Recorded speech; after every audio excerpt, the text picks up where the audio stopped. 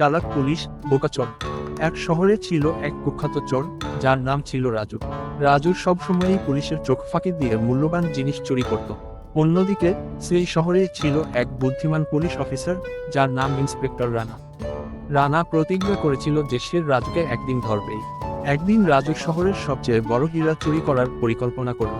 সে জানতো হীরাটি একটি সুরক্ষিত জাদুঘরে রাখা আছে। রাজু সাবধানে সব ক্যামেরা আর সেন্সর ফাঁকি দিয়ে হীরার কাছে পৌঁছে গেল।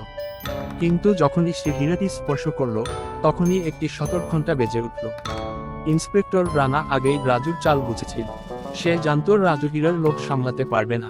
রানা জাদুঘরের নিরাপত্তার দায়িত্বে থাকা সমস্ত কর্মীদের সঙ্গে নিয়ে আগে থেকে একটি ফাঁদ পেতে রেখেছিল।